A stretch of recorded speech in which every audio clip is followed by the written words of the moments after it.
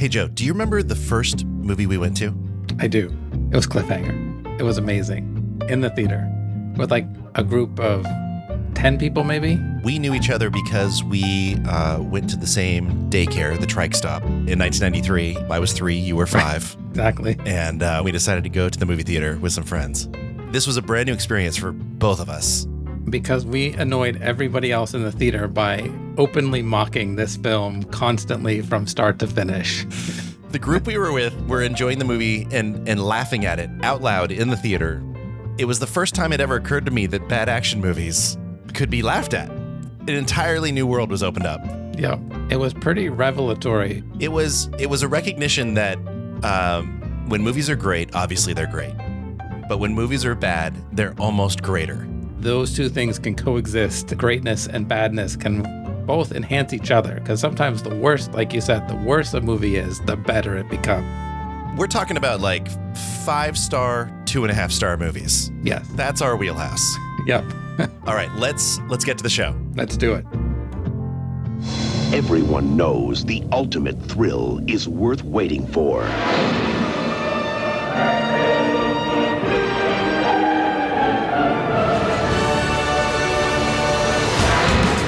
Cliffhanger starts Friday.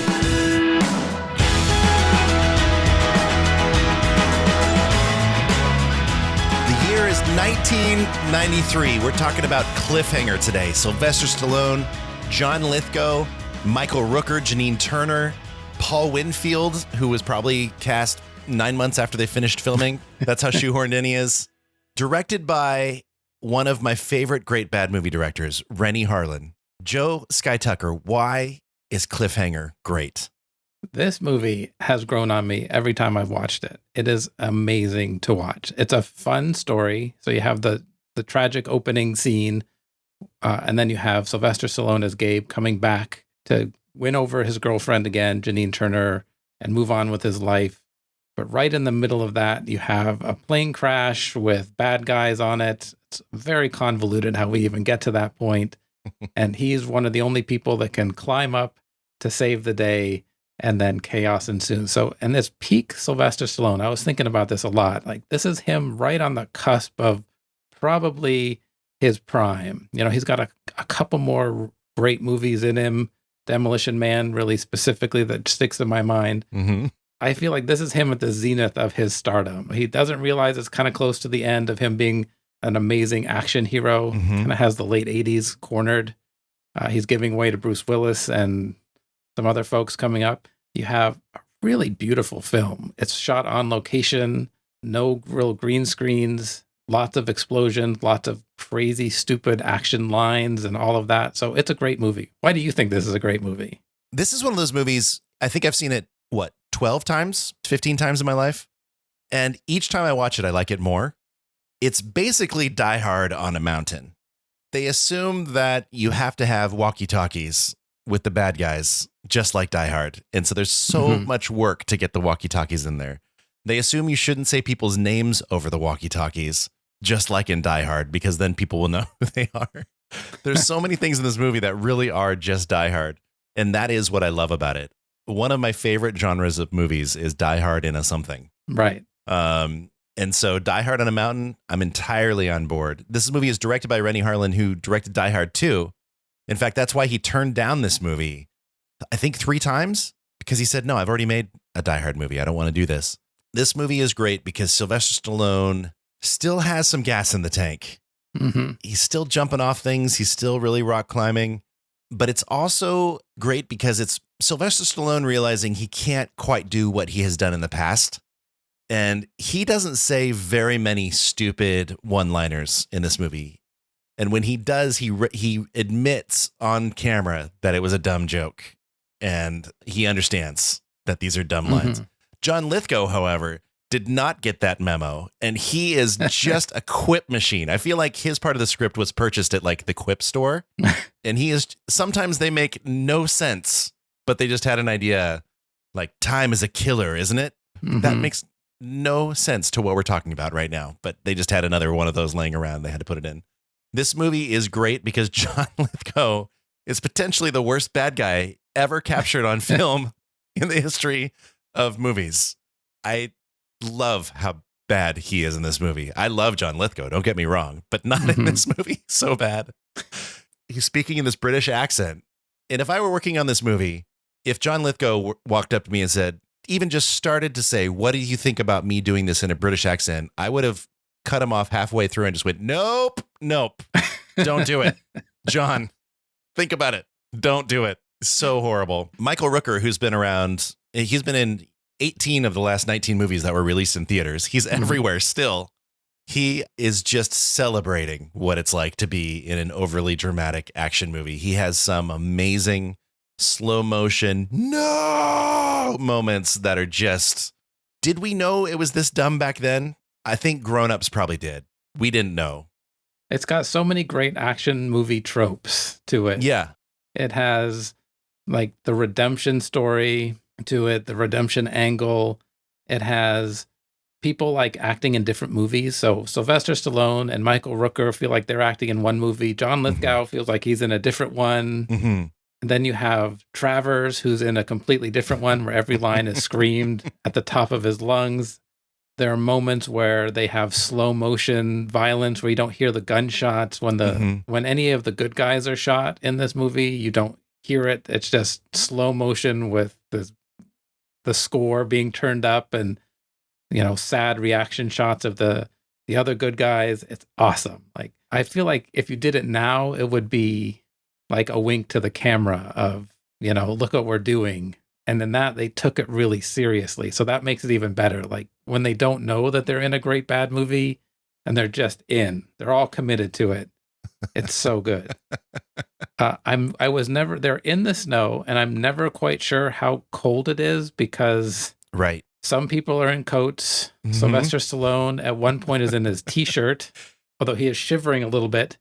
Then he puts on a sweater that he finds in an old... It's like a gift shop. Yeah. It's the warmest sweater ever invented. So he just is in that the rest of the movie in the middle of... We're good. Colorado. There are really convoluted plot devices of... It could easily be 20 minutes shorter if they cut out few scenes here and there that just really don't matter at all. But it was like... Hard disagree. I entirely disagree with what you just said. Where's the director's cut on this? We want 3 hours. Exactly. So Sylvester Stallone didn't direct this movie, but if he had, he would probably be doing the director's cut just like he did with Rocky IV, the Rocky versus Drago. This movie opens in a way that is just legitimately amazing. Like, this has such a good opening scene. Should we walk through it? Should we walk through why it's amazing? Probably the best part of the movie is that opening scene. It is awesome and tense, and I have lots of questions about it too, so it's even better. They kind of don't make movies like this anymore. This is just a real old school movie made with real cameras and real helicopters flying through real mountains. Where are they flying to? Where's this red helicopter flying to at the very beginning of this movie, Joe? It is flying to rescue Hal and Sarah, who are stranded at the top of the tower because Hal hurt himself climbing. They're flying through, and then Sylvester Stallone is climbing up to them. He is clearly the world's fastest mountain climber because he gets up there really fast. It basically beats the helicopter up there to them. Beats the helicopter. It's just the first of many times that this happens in this movie. Another reason it's a great movie. Yep.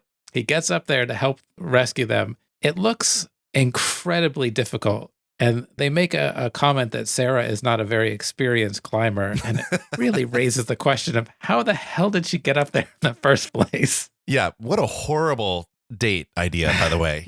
This is not something I would ever do on a date. And then they make a comment that because of the winds, they can't do the normal kind of rescue. So they have to park the helicopter across on a different mountain or peak. Right. And then run a line to them. So that's the setup. Then Hal goes across the line, no problem. And then Sarah is nervous, and Sylvester Stallone, Gabe, does his best to calm her down. And then everything breaks on her harness at once. It's like one little snap over here, and it's like you see it going across her waist, across her chest, across her back, and then all of a sudden she's dangling probably a 16-point redundancy system goes entirely wrong at once. And so he has to go out on this line, the line that isn't made for two people. Hal, for some reason, really doesn't think he should. I don't know. But what's Hal going to do? He's going to send his harness back. Oh, I see. Okay. But she's literally hanging by one hand at this point. Right. On her harness. And Sylvester Stallone runs out there and grabs her hand, but then she slips and falls. And that's the opening scene. Before they cross, pretty good palling around between Sylvester Stallone and Hal, Michael Rooker. They kind of show that they have a lot of history. They joke around a lot. They're talking to Janine Turner and Old Frank in the helicopter, across to the other peak, and they're all joking around on the radio. You know what? I'm on board with this gang. I'm glad the gang's together, and I want to see them go through some adventures. From the very first scene, Hal goes over, and when Sarah starts falling, she does everything she can to make it harder to save her. She is freaking out and shaking so much that he can't really hold on to her. She's doing everything that she possibly could to not get saved.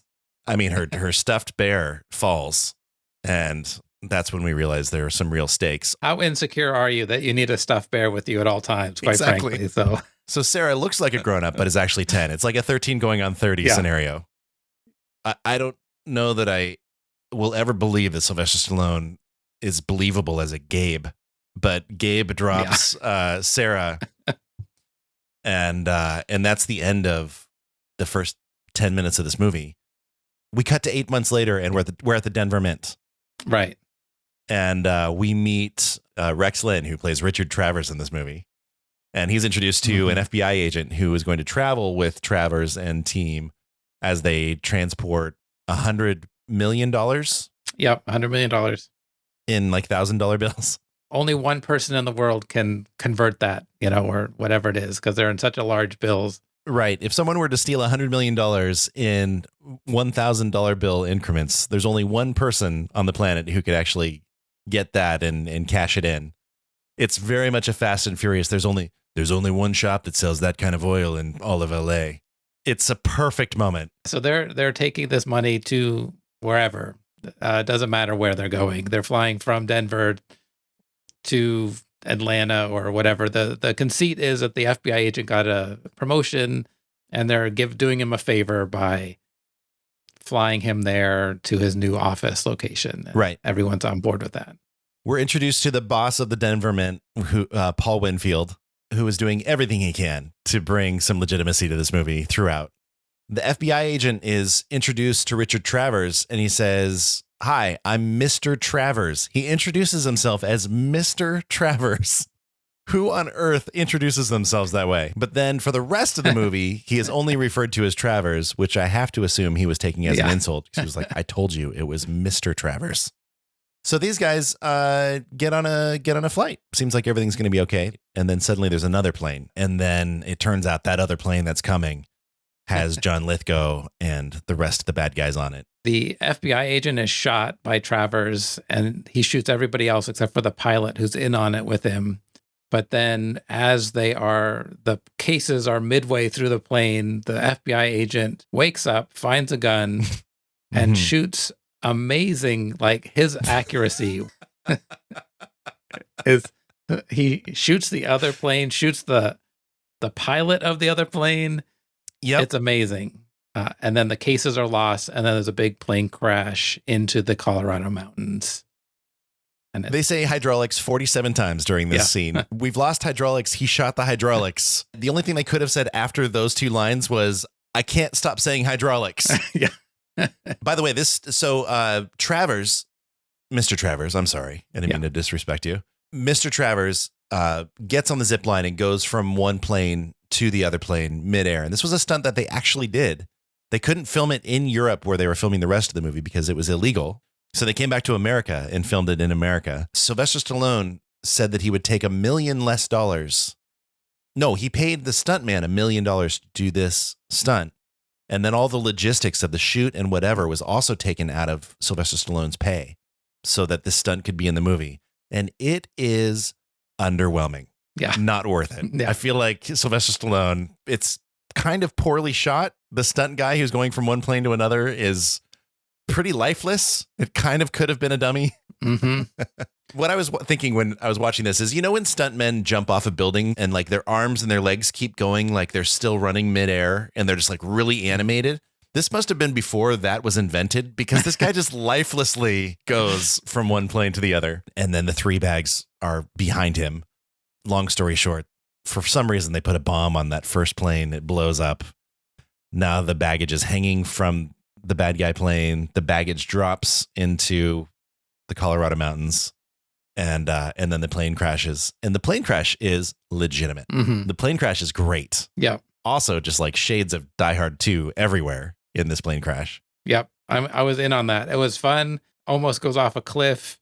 Some of the bad guys die. They get hurt. Right. It was perfect. It was everything you'd want it to be. It's the moment where it kind of like goes over the cliff, but then stops, and the majority of the plane is on the mountain and so it's not about to fall. And then when they cut to this plane again, like immediately, it is not dangling off the cliff anymore. It's on a soundstage someplace. And it's so obvious that it's not hanging off a cliff. Yeah. And that made me just adore this thing even more. So we used to go rent things at Blockbuster Movies.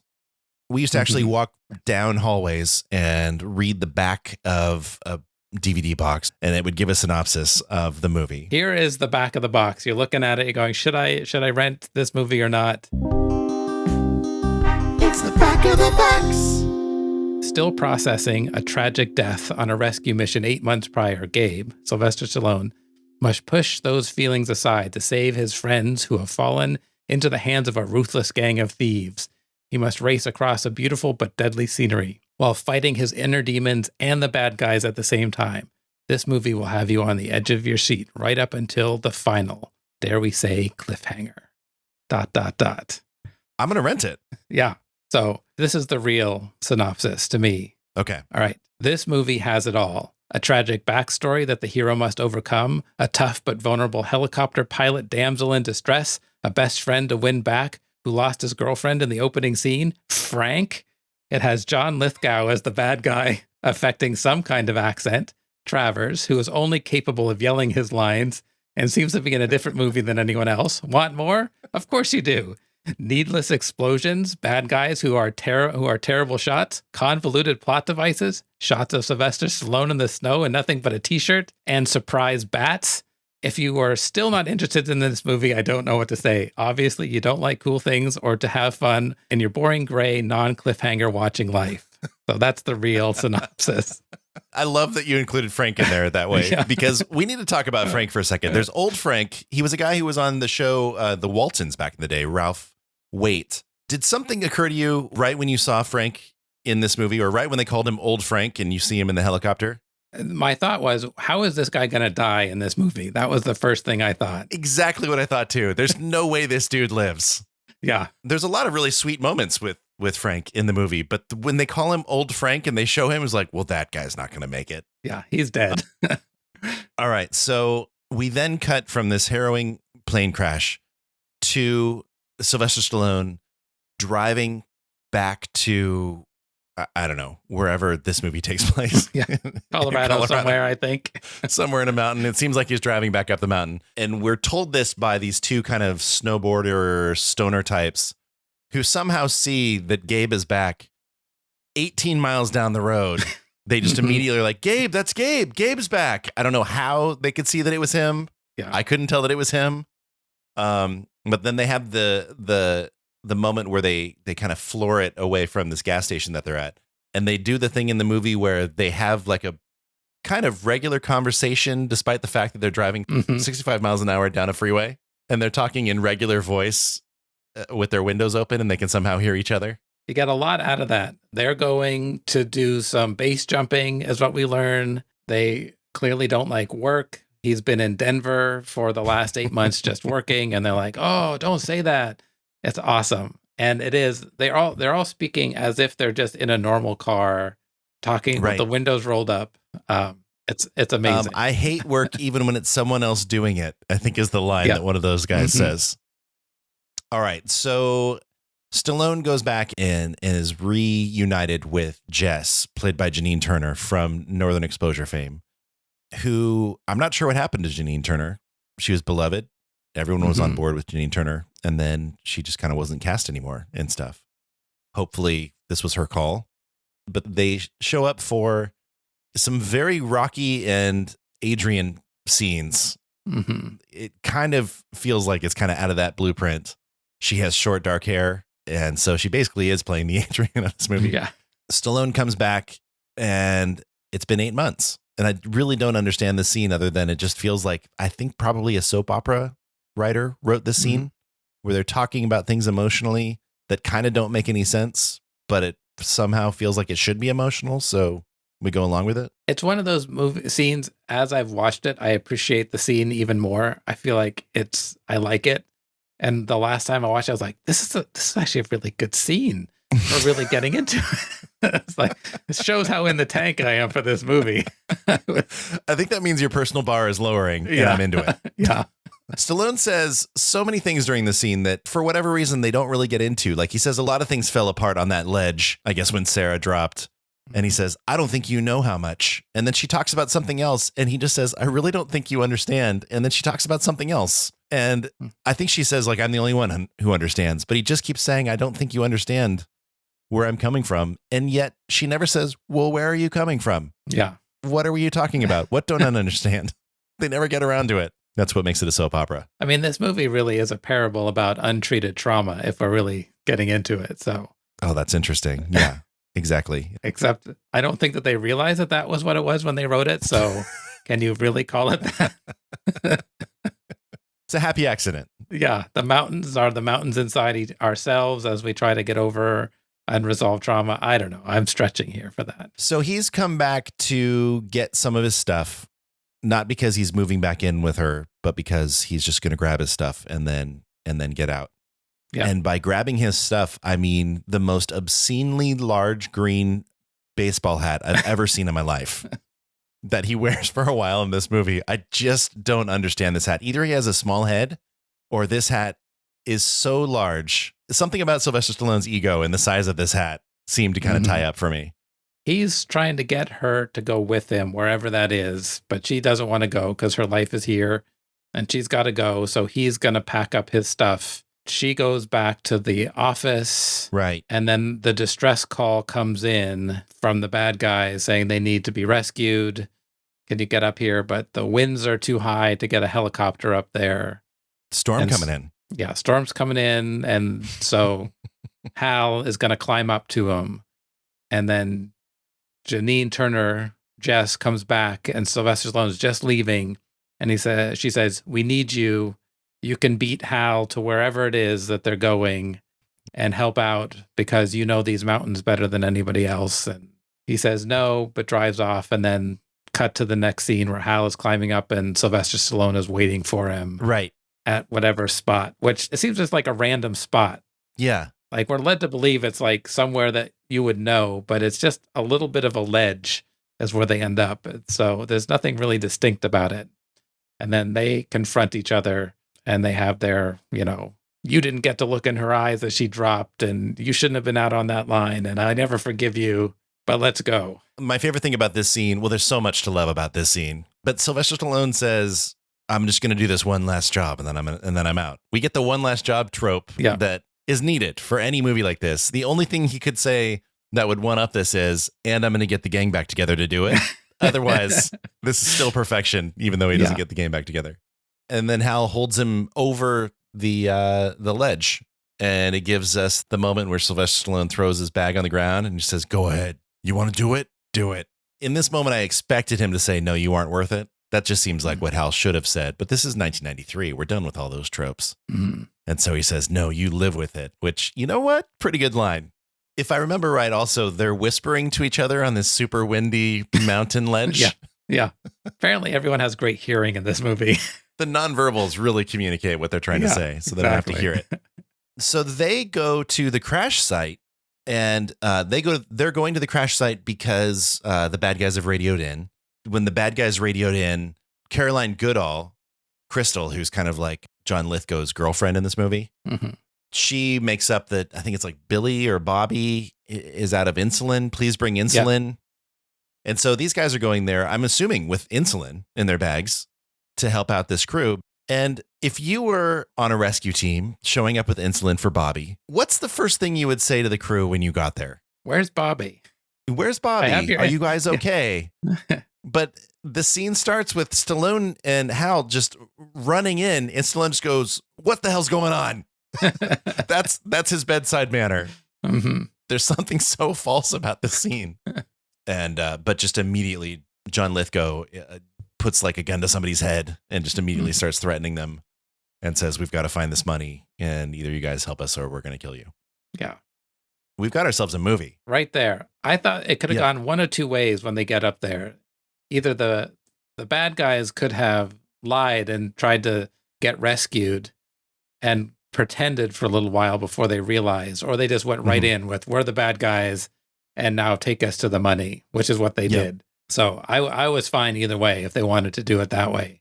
But the other piece of it is that Mr. Travers, Thank you, has a device that can locate the cases that only he has the code to. And they make a really big point about, 10,000 variations in 15-minute intervals. And then it shows you the graphics of what he's looking at. And it looks like you're playing some Atari 2600 video game in 1984. Not even that. It's before. No, it's 70s. It's late. He's playing Pong on this thing. And the best part about it is they show where the first case is, and they are able to recognize where the case is based on this. Based on a triangle on a screen. Yeah. They're like, "Oh yeah, it's between whatever and whatever. I know where it is." There's 10,000 different combinations. That whole speech is basically line for line from a scene from Die Hard 2, by the way, with the radios. Awesome. Yeah. I don't know if that was in the script. If it was, they copied Die Hard 2. If it wasn't, Rennie Harlan was like, "I got this. I've dealt with this before." Did he just take that script and then just like scribble out in crayon Die Hard 2 and put Cliffhanger on it? Why don't more people do that, to be honest? Die Hard 2, not as bad as people think. Yeah. So they go to this mountain and they realize that they're right underneath one of the suitcases. And they're going to send Sylvester Stallone climbing up a rock face to go get it. At this point, this is the beginning of what happens a few times in this movie where they go for a metaphor and then just pound it to death for way too long. John Lithgow says, "The suitcase is up there." And then he just yells "fetch" to him. And then they continue with the dog metaphor 14 more times than they need to in this scene. It just keeps happening. They're just like beating a dead horse. But also John Lithgow, the way he says "fetch," it somehow starts with a H. I don't know how to explain this, but he just goes "fetch." He says it in this way that for some reason I started thinking about. John Lithgow said, "Oh, you want to pay me that amount of money? I need a little bit more if you want me to do this movie." And they said, "Well, the only way we'll pay you that much more money is if you don't just act in this movie, but overact in this movie." And it's like, deal. It felt like they wrote the scene 20 minutes before they filmed it.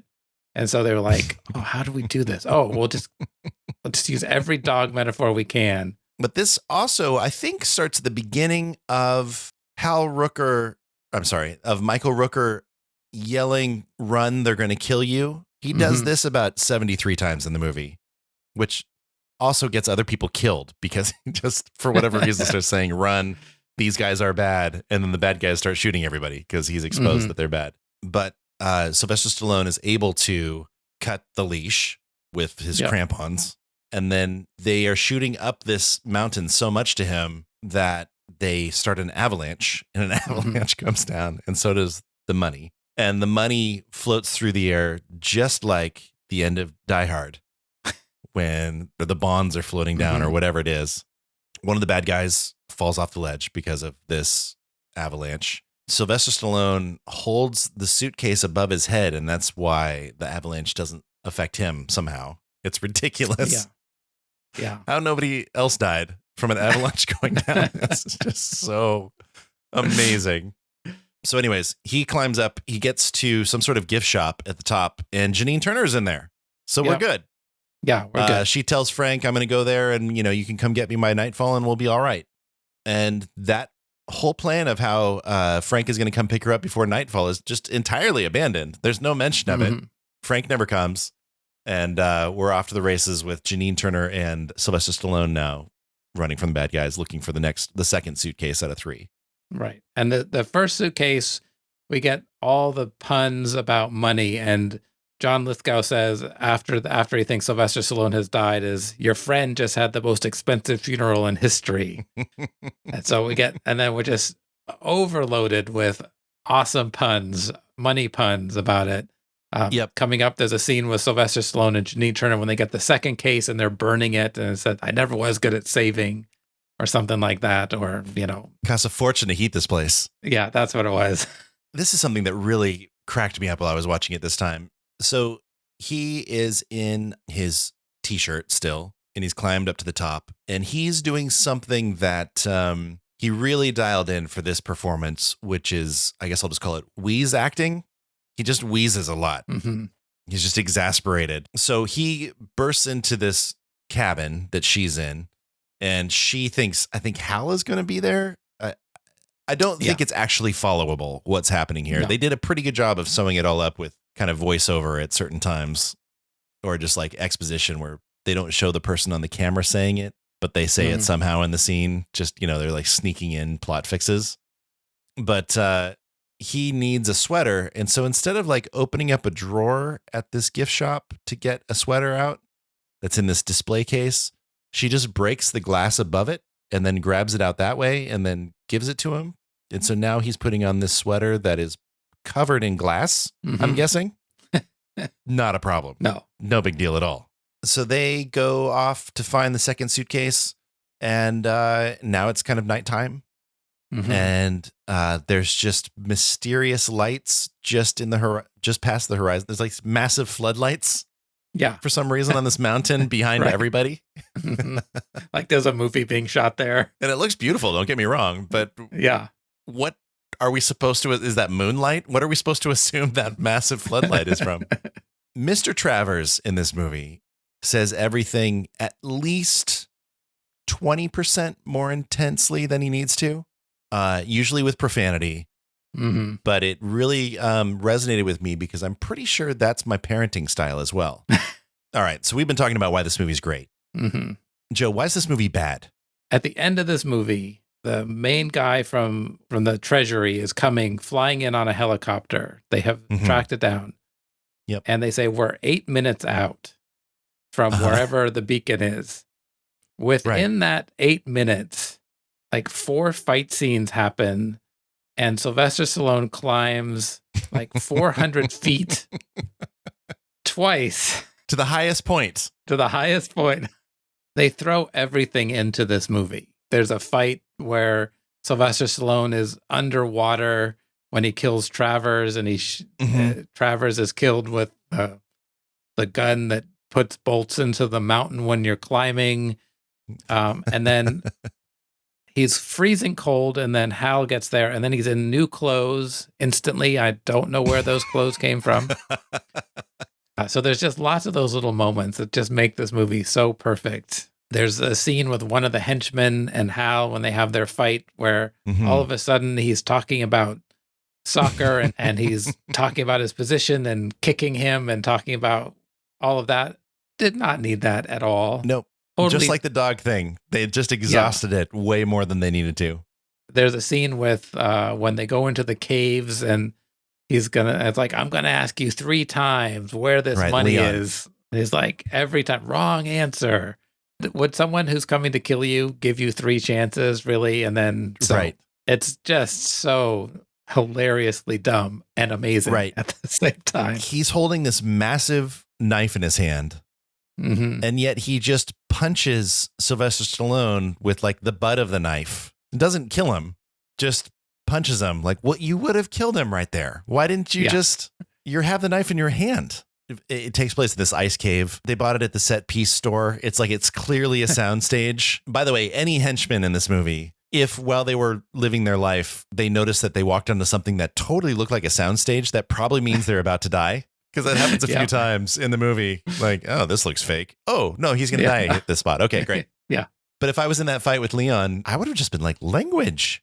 He just kept saying like the B word. Just what's going on over here, guys? There's another scene where they're running across a bridge and they find the tripwire and then they run back. It's really all to set up the explosion that has Sylvester Stallone diving to the end and hanging on. It doesn't stop them from catching up to the bad guys at all. Nope. Like that would be the whole point of that, but no. But it looks amazing. Yeah, that was all it was. It was a beautiful explosion, real explosion that they did. Mm-hmm. Speaking of real explosion, and they don't make movies like this anymore. There's a story from the making of this movie where some of the stuntmen were climbing up a rock face, and they had kind of wires connected to them in a harness so that they wouldn't like fall off this massive cliff. And Rennie Harlin complained that you could see the wires in the shot. And of course, now you would just brush that out, in post-production. But this is 1992 when they're making this probably.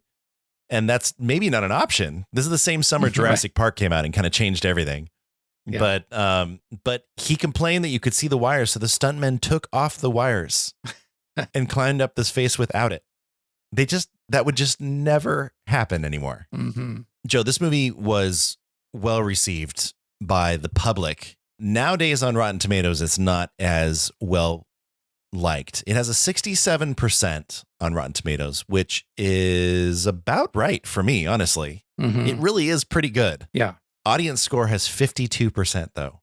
It's interesting. Usually our movies that we like the best are reversed from that. Right. I feel like the critics got it right and the audience is missing out on this one, quite frankly. Yeah. So the 67% based on 55 reviews, the 52% based on more than 100,000 ratings from users. But listen to some of this press that happened. Janet Maslin of the New York Times said, Cliffhanger, the new high-altitude thriller starring Sylvester Stallone, wastes no time in establishing its first priority, that of sending its audience into a cold sweat. 4 out of 5. Solid. Yeah, that's a good review. Seattle Times, a little harsher on this film. The fact that so much money was lavished on such a thick-headed project represents the height of fiscal ineptitude. But this is the kind of roller coaster ride for which eager audiences will gladly check their brains at the turnstiles. So go figure. I mean, I feel like it's a little harsh, but Yep. So he's acknowledging that, they spent a lot of money on this thing, but people will probably go see it. And he was right. This movie cost $70 million. It made $255 million. Wow. This is a big hit. Mm-hmm. A lot of people saw this movie. All right, should we get to drinking games? All right, we have our standard drinking game questions. Does this movie have a silent helicopter in it? It doesn't. Silent helicopter out of nowhere that they should have heard flying just below that ridge the whole time. Yeah. That, honestly, kind of shocking that didn't happen. There is the world's slowest helicopter, though. So does that count?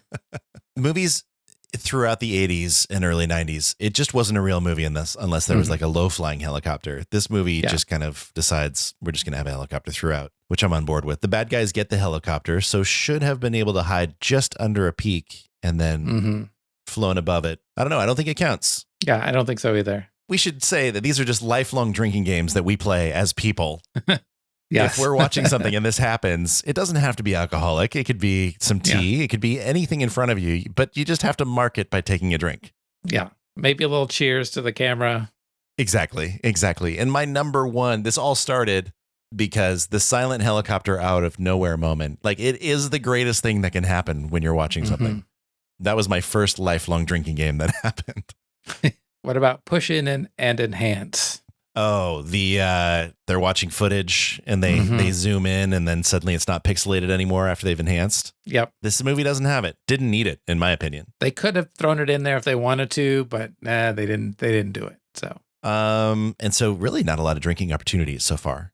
Yeah, so far. For us. When two people share a slow motion look in the middle of chaos, usually after a bomb explosion. Not really. We have kind of the something similar where we have when the bad guys kill good guys with guns, you just have the score. Right. You see the reaction, but you don't hear any of it. You just see it. And so that's kind of in a whole other category in and of itself. Yeah. I think, is there a slow motion actor yelling no as something horrible is happening? And not only does that happen once, it's the moment so nice they gave it to us twice with Hal yelling no in slow motion.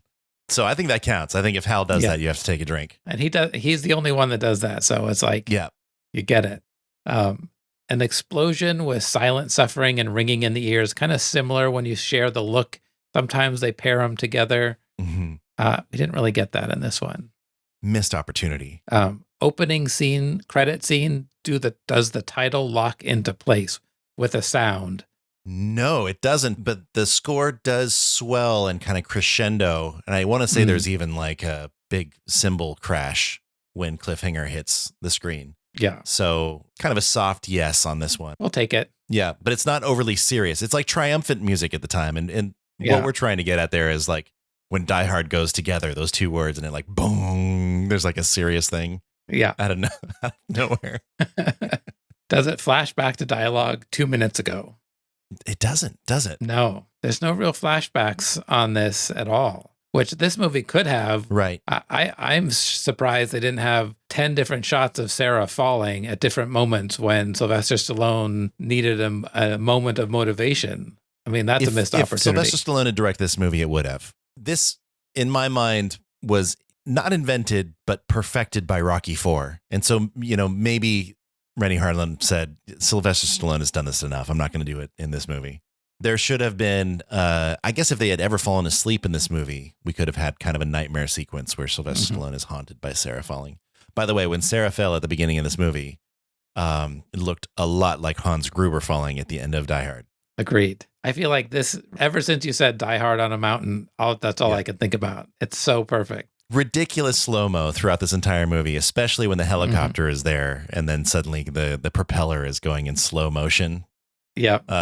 Very slowly around, and it's like whoosh, whoosh. Appropriately so in my mind. Mm-hmm. Yeah, I was all in on that. I love that. Okay, so additional drinking games. Let's say you're getting together with your friends and you'd like to assign a unique drinking game to all of the people in the room. And so when that happens in the movie, you look to the person and say, hey, your thing just happened. You have to take a drink. I'm going to say anytime they say hydraulics. Oh, that's a good one. Anytime they say John Lithgow's last name in this movie, Quaylen, you have to take a drink because they say his name incessantly. Yeah. Anytime Travers is overly emotional, this is for the person in the room that you really kind of don't like because they are not going to be feeling well at the end of this movie. Anytime they use the fake rock bolt gun thing that they made up for this movie, that is the most controversial thing amongst real rock climbers.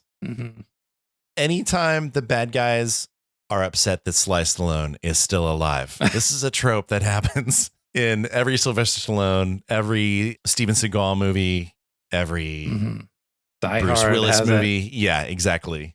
And associated with this, they also know the protagonist's last name by heart really early in the film. Like in Under Siege 2, they are yelling Ryback all the time when they're talking about Steven Seagal. And I don't even remember that this guy's name is Casey Ryback, but the bad guy is yelling Ryback. That didn't quite happen in this movie. Anyways, how about you? Drinking games for you? Anytime Gabe needlessly climbs somewhere that there was another form of transportation or anything, or climbs at the speed of light, apparently. So yeah, I have the Sly Stallone muscle shot. So just like there's no point to it. Like when he's holding the briefcase over his head. Right. There's a couple others where he's climbing over the top of the cliff face and it's just bicep shot. I'm like, yep, that's awesome. Anytime he's cold or should be cold and isn't, should be in this as well. I have also like needlessly complex plot devices. So the plane hijacking plot or the plan to rescue Sarah and Hal feels needlessly complex. Right. Right. I didn't buy that they were that hard. And then I also have Travers being over the top. And then I have anytime John Lithgow says something pithy, like in air quotes. Oh my gosh. He has so many of those. It's like you kill a couple people and you're a monster. You kill a couple thousand and you're a conqueror or something like that, It's like, and then when he kills his girlfriend, it's like, what true love is, sacrifice, and he kills her. Like so many stupid lines like that are just totally so amazing. So, and the person who has this assigned to them really should just be drinking beer from Utah, where it's like 3.2%. Were you surprised that there wasn't the moment in this movie where John Lithgow and his girlfriend kind of made out at a disturbing moment? You know how this happens in movies where like the bad guy kisses his girlfriend at just the weirdest time to show that they're disturbing people? Yeah. I was surprised that they kind of strayed away from that in this one. It seemed like they would get there. I agree. Lots of missed opportunities. He could have done it when he killed her as well. Speaking of Quaylen, there were a lot of different names that kind of were thrown around for the bad guy in this movie. They wanted David Bowie. The lead singer of Roxy Music, Brian Ferry, was also considered for Quaylen. They actually cast Christopher Walken to be the bad guy in this movie. And then he dropped out right before they started shooting. And so they got John Lithgow at the very last minute, which checks out when you watch John Lithgow in this movie. He thought about this for 5 minutes, and that was basically all the character work he needed to do. Yep. There's a moment where he turns and kind of looks at Travers in kind of a sinister way, and it is the least threatening thing. It's like a dad is angry that a kid dripped some ice cream in the back of his car. That's what this shot looks like. Yeah. Who do you think should have been Quaylen? I really like Christopher Walken. Yep. I think it's really weird to think of David Bowie in this role. Yep. I just could not picture him playing this. It's too mainstream. I'm trying to think of, at this time, who was a good bad guy back then? I mean, I would have been totally all in with Alan Rickman coming in to play the bad guy.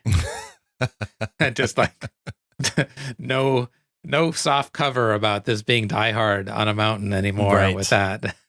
What if they went with another kind of muscle guy? What if it was Dolph Lundgren? What if it was Drago? Yeah, I'm in on that too. You're in on that? Okay, so there's a bunch of guys who could have been in that kind of that mold. Yeah, the unexpected bad guy. Yeah, who's a great unexpected bad guy? Die Hard's tried this a few times. Timothy Olyphant in Die Hard 4. Not bad. What if they did like Mel Gibson as the bad guy? Although that was before he was playing bad guys, so. Right. He was the bad guy in Expendables 3. Nick Nolte? Oh, that would have been good. Hold up. Gary Busey? Yeah. Then we have the Lethal Weapon crossover. So we have kind of Lethal Weapon / Die Hard on a mountain. Oh, Danny Glover. That would be totally unexpected. National treasure, Danny Glover. How can you hate this guy? Oh, geez. He seems like a pretty bad guy. I'm in. Let's do it. Don't change anything about your amazing self, Danny Glover. Just be the bad guy. Yeah. Who also is disappointed about his age related to the job that he's doing. Yeah. He might be too old for this. Yeah. He was like 30. He was too old for this. I've got some trivia here. That stuffed puppy that falls was actually purchased by Rennie Harlan. He liked the dog so much that he bought it so that the audience would have a clear idea of what would happen and how horrific the fall would be. In the original cut shown to test audiences, there was a 40-foot jump from one cliff to another that Sylvester Stallone performs. This scene appears in the theatrical trailer of the film. It was cut because a test audience laughed out loud when they saw it and thought it was totally impossible. So they used that jump for what happens towards the end of the movie, where he just kind of jumps down a little bit. I like that every other action sequence and stunt in this movie was totally believable, though. Yep. Although a large cliff-to-cliff jump was later done in Vertical Limit, which, by the way, of course we're going to get to Vertical Limit. Are you kidding me? Dana Delaney was originally offered the role of Jesse, not Janine Turner. Can see that. The Denver Mint, featured in the film as the producer of the cash stolen by Quaylen and his peoples, actually only produces coins. So $100 million from the Denver Mint would actually weigh about 2,500 tons. Awesome. So good luck with that, guys. This is really interesting. So before this movie was made, Stallone had actually connected with Rennie Harlan to make a film called Gale Force, which featured an ex-Navy SEAL dealing with a band of pirates during the onset of a major hurricane. It soon became clear that the film would be too expensive to produce, at which point it was dropped. So that was what they were working on, and they were kind of like, I don't know, maybe this thing over here instead? All right. Sylvester Stallone said he partly took on this project to help him conquer his fear of heights. Awesome. Joe, did you know that there was going to be a sequel to this movie? I didn't, but I also don't understand why there aren't 1,000 sequels to this movie. That's a great point. This movie should be a Fast and Furious vein of action movies where they get amazing by the fifth one. in 1994, the year after this movie came out, they planned a sequel called The Dam, which was described as Die Hard in a Dam, and would have Sylvester Stallone's character from the movie fighting terrorists who took over the Hoover Dam, but never went beyond the developmental stage. But Sylvester Stallone, being Sylvester Stallone, he tried to resurrect the project again in 2008, but it never happened. I'm 100% in on Die Hard in a Dam. I think we should make a movie called Die Hard in a Die Hard, where the set of a Die Hard sequel gets taken over by terrorists, and they're locked in like a soundstage. I have a couple other questions for us. Okay. We kind of talked about it, but how hard do they sell the bad guy? He is the only one in the world who can convert this currency on the black market. So they do that job. They don't really sell the good guy in this very much. He's just, no need. They don't need to. Yep. Why is there romance in this movie? It's a great question. It never really seems like they're actually a couple. No. As they're going through this movie. That's not how I see them at all. It seems like they've broken up and now they're friends. That's kind of the vibe that these two actors give in this performance. Is trying to win her back. I'm totally acceptable with the level of romance in this movie. It's not at all excessive or even really relevant. Are we bad people for loving this movie? Yes, we're bad people for loving this movie, probably. Not the worst people, but just like, maybe cuts you off in a grocery store or leaves their cart like right in the middle of the lane. Like, that's the kind of level of bad people we are. Did it hold up then? Maybe. It really didn't for me. I don't think anybody walked into this movie and thought this is going to be a masterpiece. And I for sure think when people walked out, they were like, well, it wasn't a masterpiece, but I enjoyed it. Does it hold up now for you? 100%. I love this movie now. This is like a fine wine. It has only gotten better with age. Because there aren't movies like this anymore. So I appreciate it more than I did back then. And also, like one does, I was just watching Die Hard 2 with the director's commentary on, which is Rennie Harlan. And he was kind of commenting about how bloody Die Hard 2 is and how he, for some reason, and this commentary is like 10 years after it came out. He just said, wow, I really liked things a lot bloodier back then than I do now. Cliffhanger is 5 or 6 years after Die Hard 2, I think. Maybe just like 3 or 4 years after, actually. It's pretty bloody, but it's not as bloody as Die Hard 2. But it definitely feels like a movie from that time. Mm-hmm. Does it deserve a sequel? Yes. Yeah, I can't believe that there aren't at least 2 more of these in some iteration of this character and this conceit. Yeah. And this is the kind of movie now where there would be sequels, but they wouldn't actually be released in any sort of way that we would notice. They're kind of like the deep directive video sequel. Yep. Somehow they've staved off people making that, as far as I know. There's like 83 Time Cop movies. There's only one Cliffhanger. I don't want to live in this kind of world anymore. Does it deserve a prequel? Where do you stand on this? I am always anti-prequel, like 99.9% of the time, and I'm no exception in this case. Okay. There's no need for one in this. This time when I was watching it, right when Sylvester Stallone gets to the tower to save Hal and Sarah, I thought there's some really good rapport here. I would love there to be a prequel to this movie so we can kind of see how this crew got so tight.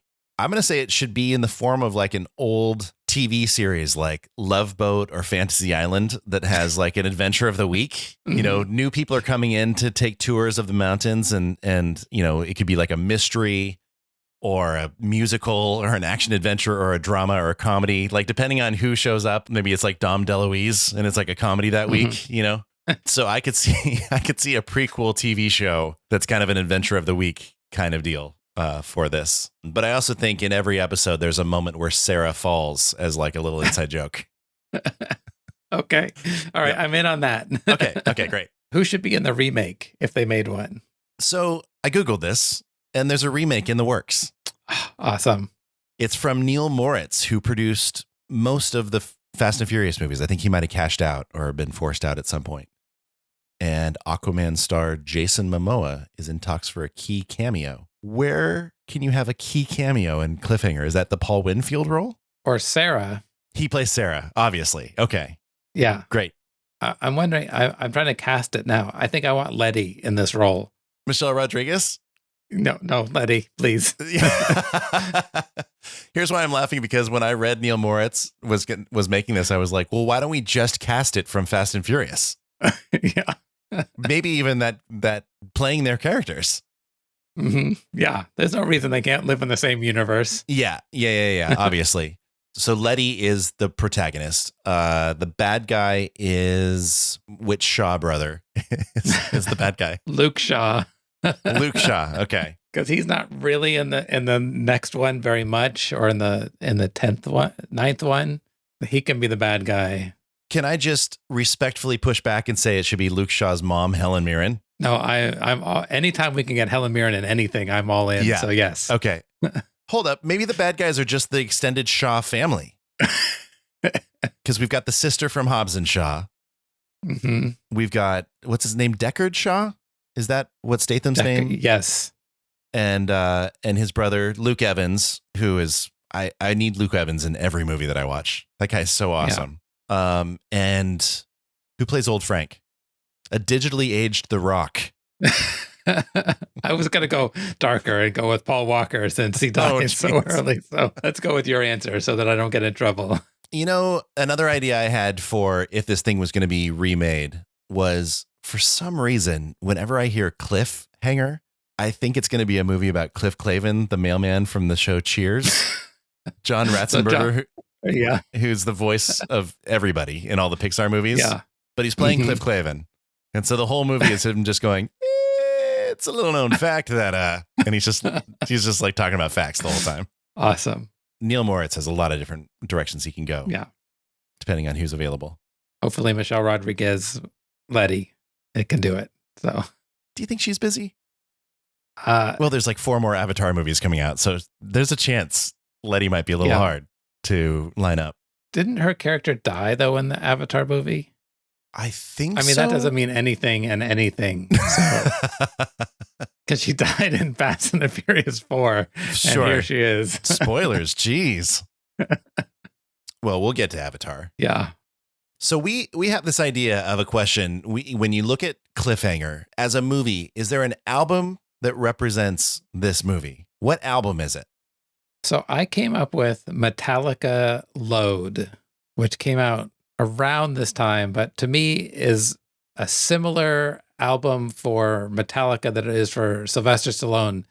It's them at the end of their prime. So they're still making albums and still, I guess, relevant within the hard rock, heavy metal world. But that was, I feel like, their last big album that I was kind of aware of. I know they put out other stuff, but that feels like that was like their relevance as like being a massive band.